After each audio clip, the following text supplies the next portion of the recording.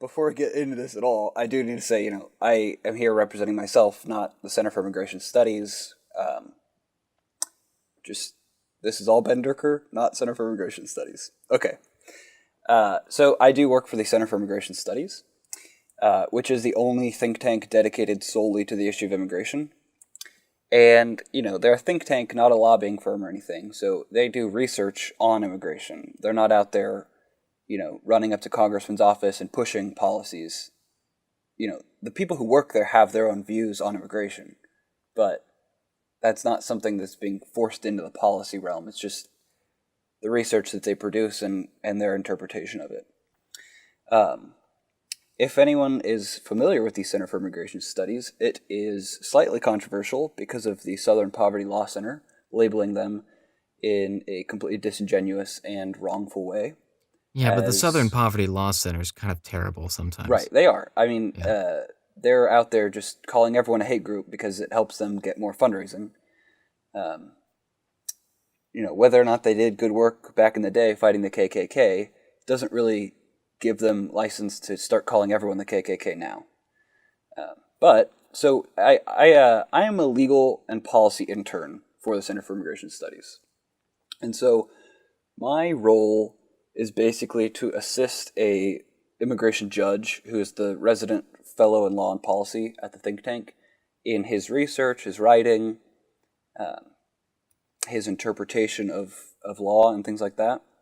So typically what I will do is be, researching an area of immigration or writing a blog or helping someone, and then a court will issue an opinion on, say Trump's travel ban.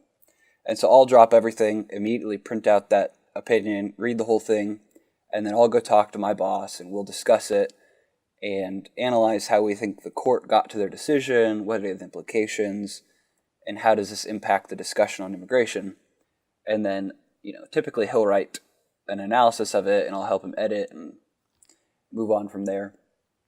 But my main project this whole summer has been researching the issue of border security and federal land management, which is actually Hmm. something that's very fascinating. A lot of people have never even heard of this issue. But the Border Patrol is not allowed to go on federal land without a permit or permission. So even though they're a federal agency tasked with keeping us safe and preventing illegal Secure border. crossings Yeah. and terrorism and things like that, if there's a national park, National Forest Service is over it, or Fish and Wildlife Service, or whatever, they can't just walk in and apprehend or keep up with a camera or build a wall or any of these things without permission. So typically what happens is the Border Patrol needs to do routine maintenance on a camera or a piece of infrastructure, and they'll say, we need to access this national park or this wilderness area. And the federal land manager will say, okay, we have to do an environmental impact study. And then 6 months later, they finally say, okay, you can have permission to go on. But by the time they go on, it's totally irrelevant because the patterns of migration have shifted from that area to a completely different area, and it's all moot at that point. So this is a huge area of security because if the Border Patrol can't access all these lands on the border, then they can't do their job. And so it's really fascinating because the justification for not letting them on is when the Border Patrol drives or walks or whatever, they can harm wildlife, plants and animals, and leave tracks and things like that. But if the Border Patrol is not going in there, guess who's doing that exact same thing? It's people crossing the border and littering and killing animals and dropping trash and stomping on plants and driving through things. So it's going to happen. Wouldn't you rather it happen and not have illegal crossings? Um, Yeah, that seems to be a very interesting roadblock for immigration police. it is. It's very, very interesting. And, it's not as simple as that. There's a lot of considerations and a lot Yeah. of nuance to it. But, man, it's fascinating because, there's environmental concerns, sure. But the most environmental thing to do also happens to be the best thing for security, which is allowing Border Patrol to access the land. Exactly. I don't necessarily know. I thought we were going to talk about like land forfeitures from the federal government to build Trump's concrete wall. We can So, get there too. yeah, eventually that's going to be interesting. I want to know a little bit about one, what you found in your. Well, first I want to state this.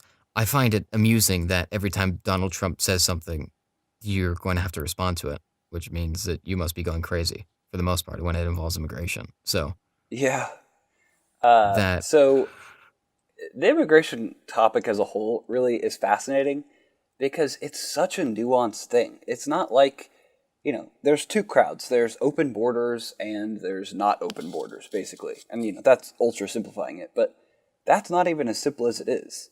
Because, you know, if people are saying you should just let more people in, it's better for the economy, that's way too broad of a statement. Because really, we have so many types of visas. We have, high skill, low skill, agricultural, student, spouse, 1,000 visas.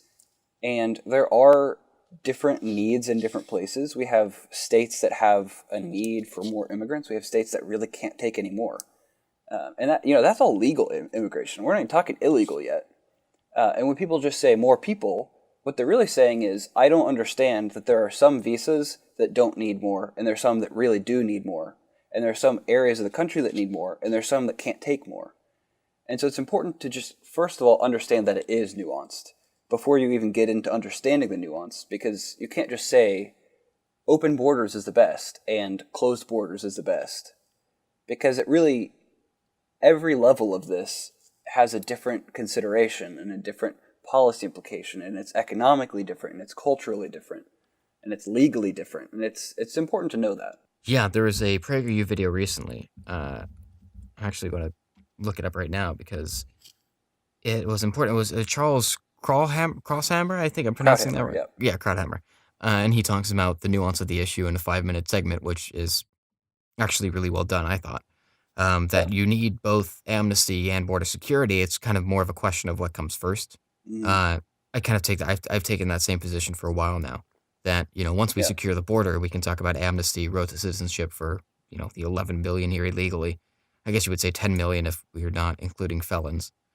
right. So Well, and I'll just add, and this is something that Charles Krauthammer talks about, but a lot of people just kind of assume that illegals mean they came across the Mexican border, which is not really the case because so yeah, many of the illegal immigrants in the United States got here legally on a visa and then never left. And so they're illegally here because they overstayed their visa. And so if we're going to take this issue seriously, we have to have visa tracking to say, you have to leave the country on September 1st. That's when your visa expires. And if you haven't had it renewed and you don't leave, we're going to deport you. yeah. I would like to see when Americans say our immigration system is so harsh. I would like to see them try to sneak into Canada and Yeah. see what happens to them there. They're not getting into Canada. Right. No, you're not getting into Canada if you try to jump the border fence. You're not going to be But able to stay. interestingly, right now, the Prime Minister has interpreted some Canadian law to say if you come from, Central America or one of these countries south of here, you can get amnesty in Canada. So they actually have a huge influx of migrants Yeah, right but now that they're that's accepting Trudeau, and because he's an they don't idiot. know what So to do with it. Oh, I mean, it'll come back yeah, to bite them, but no, it's it's really 100%. I mean, interesting. I didn't know Trudeau, right, is doing this. Yeah, yeah, Yeah, so, okay, that guy's not really the best in terms of policy. Jeez. Okay. Well, Canadians, welcome to American immigration problems because you're about to have a lot of them. I mean, Sweden, of all places, was having this issue as well yeah. with They the were. vast. I mean, they're a welfare state, and they're actually pretty successful welfare state as well because they're a homogenous, small population that Right. thinks very much the same and are very generous and hardworking. I don't want to get And they into have a the long Scandinavian history politics of here. that same culture. I mean, there's a lot of Yes, factors yes, to it. yes. Oh, I don't want to get into all the factors. I know a lot Right. about Scandinavian history because of, what I have to go through with liberal arts school. I mean, it's funny too. A lot of Yeah. Scandinavians would completely reject everything Bernie Sanders supports, actually. They would Yeah. reject most Scandinavian voters right now are actually trying to lower the tax rates in their country, which is interesting. They do not support a minimum wage in Scandinavian regions. They don't have a minimum wage, right? A lot of the roads are created by private entities, right? Private businesses, and they're actually really pro-business, unlike Bernie Sanders. So it's a very interesting dichotomy there. But there is something to note is that, well, of course, the Scandinavian, some people suggest that with the massive amount of open border immigration from, say, Syria, the Syrian conflict right now, that, you know, the the welfare system is collapsing in Denmark, or not in Denmark, in Sweden. Okay, well, it's not collapsing, but it's definitely strained. It's definitely strained with the mass amount of immigration and the mass amount of people who are now declaring uh, welfare in those countries. So, and that's something they're realizing now. The only reason that I think it was 2015, that the Social Democrats actually maintained control in that region was because this is very strange. They launched a coalition government with a left wing anti immigration party, right? That's interesting. I may be a little bit wrong on that because it's been a while since I did some more research on it, so I don't know how up to date I am on Scandinavian politics, but but no, it's interesting, and obviously the Brexit. So and the issues in Germany. This is something rampant going on in Europe, where immigration is not just on the minds of Americans; it's on the minds of a lot of people around the world, and to different degrees. So, eh, anything more you want to add on this that you Yeah. find in your studies? Um, I think it's important to note the topic of immigration often gets clouded again with this moral language and things like this, where people invoke, you know, culture as a proxy for what they really want to discuss.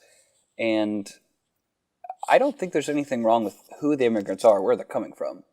It's different questions with different things.